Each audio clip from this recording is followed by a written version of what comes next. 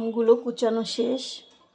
এখন আমি এটাতে একটু লবণ, হলুদ আর মরিচ গুঁড়ো দিয়ে মাখিয়ে একটু 20 মিনিটের মতো ফ্যানের নিচে রাখবো, যাতে এর ভিতরে লবণ মরিচটা ঢোকে আর গাটাও একটু শুকিয়ে যায়।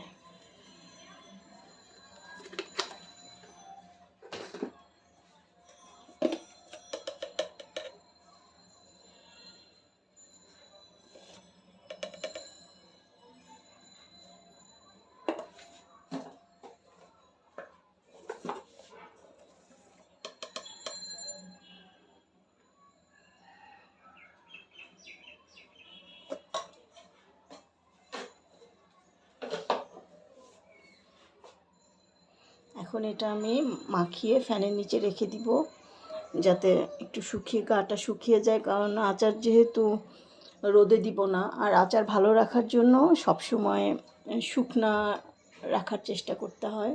আচারে পানি থাকলে আচারটা ভালো থাকবে না বেশি দিন। যে মাখানো শেষ, এখন আমি এটা ফ্যানের নিচে রেখে দিব। এখন আমি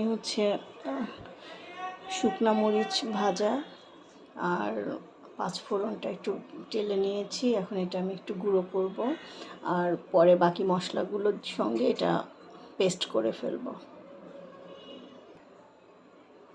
এই যে আমার গুঁড়াটা রেডি, এরকম হলেই হবে। গুঁড়াটা মোটামুটি রেডি। এখন আমি পেস্টটা করে ফেলবো। পেস্ট করে ততক্ষণে আমার আমটা গা থেকে পানি ঝরে গিয়েছে, আমি এনে তারপরে রেডি করা শুরু করব। ততক্ষণ সাথেই থাকুন। সব মশলা দিয়েছি আমি এখানে, বাটা মশলা, সরিষা বাটা, এগুলো দিয়েছি। এখন এটা পেস্ট করার জন্য আমি একটু ভিনেগার দিয়েই পেস্টটা করব, যেহেতু ভিনেগার পরে দিতেই হবে। আর পানি দিয়ে পেস্ট করতে গেলে আমার আচারটা নষ্ট হওয়ার সম্ভাবনা বেশি থাকবে, তো এটা দিয়েই পেস্ট করব।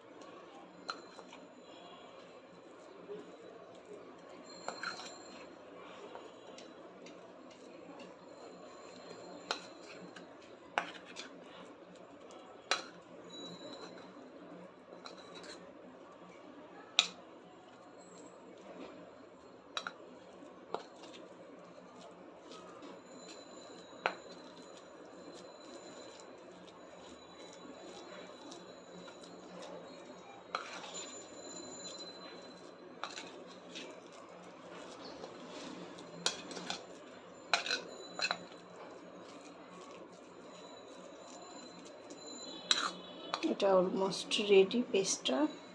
এখন আমি আমগুলো নিয়ে আসবো। এটা যেহেতু তেলেরই আচার হবে, এই জন্য প্রথমে সরিষার তেলটা একটু বেশি পরিমাণে দিয়ে নিতে হবে। এতটুকু দেই, পরে লাগলে আবার দেওয়া যাবে।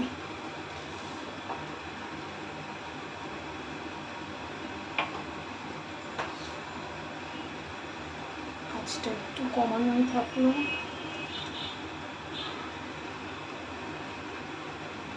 তেজপাতা,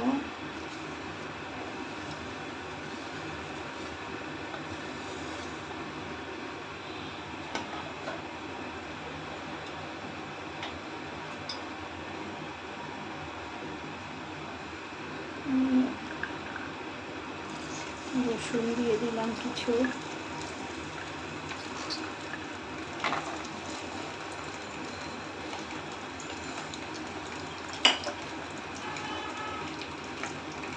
কারণ যেই আচারই হোক আমার বাসায় একটু আচারের রসুনটা খুব পছন্দ করে।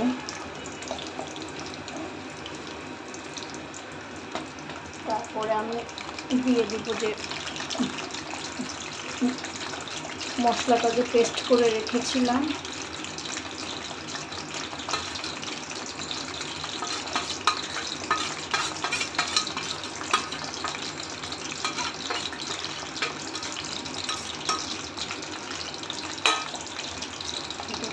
করতে হবে আঁচটা কমিয়ে দিয়ে, কারণ মশলা লেগে যাবে না হয়।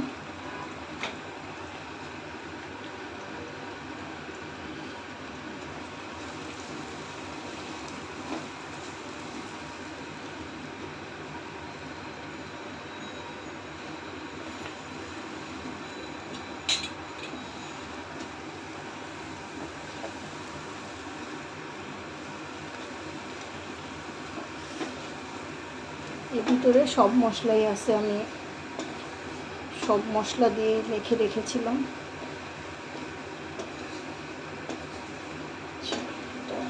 মিশে গেছে, এখন আমি দিয়ে দিব হচ্ছে আমগুলো।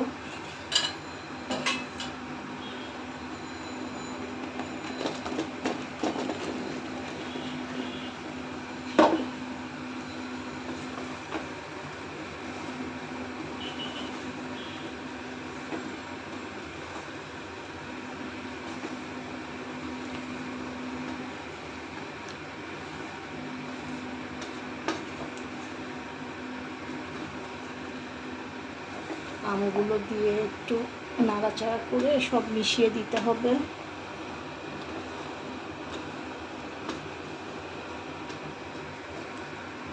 তেল মনে হচ্ছে লাগবে আরো।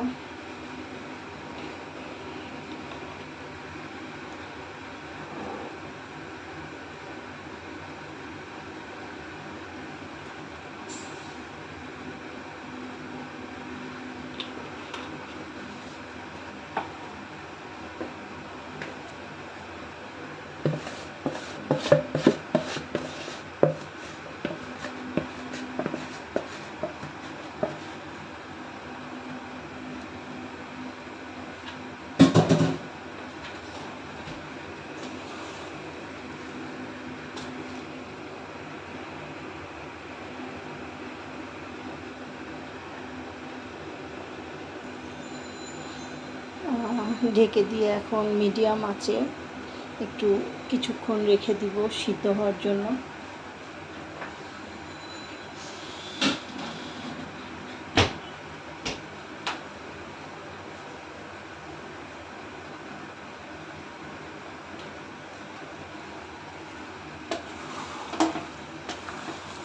মাঝে মাঝে নেড়ে দিতে হবে, কারণ মশলা আছে তো,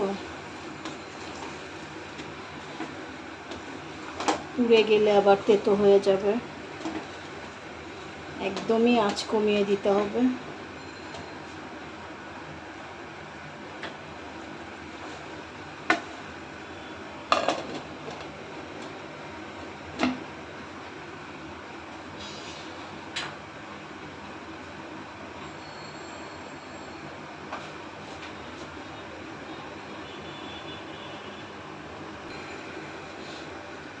আচারটা প্রায় হয়ে এসেছে, বেশ নরম হয়ে আসছে। এখন আর বেশি নাড়লে নরম হয়ে যেতে পারে, হালকা করে একটু নেড়ে দিতে হবে। আর এটা তেলের ভিতরে থেকে থেকেই মজে যাবে, আর যে গরমটা আছে ঠান্ডা হতে হতে আরও কিছুটা নরম হবে আমটা।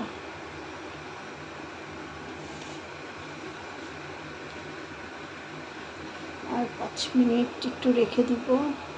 যে আমটা এই যে নরম হয়ে গেছে, মনে হয় না আর বেশি সময় রাখা ঠিক হবে।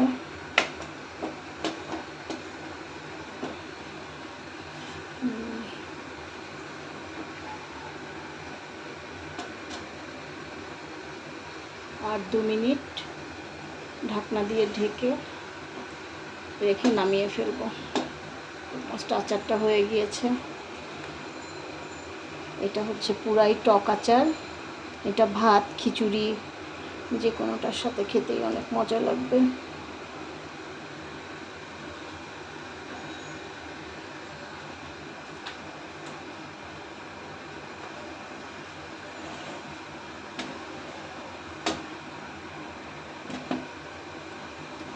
আর 2 মিনিট রাখবো।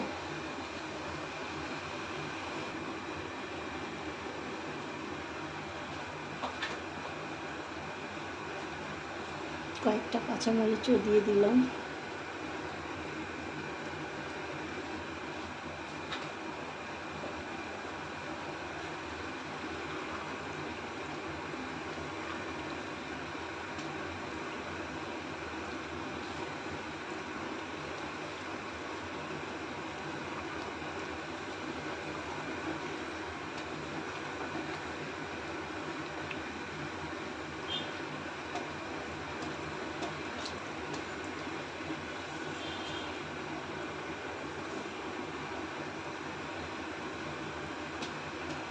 কাঁচামরিচ আর রসুনটা প্রত্যেক আচারের মধ্যেই ব্যবহার করা হয় আমাদের।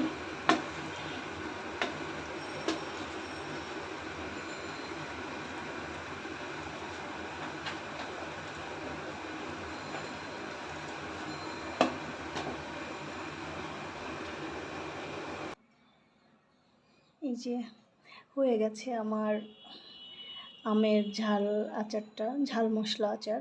এটা পুরাই তেলে করা, কমপ্লিট রেডি হয়ে গিয়েছে এটা।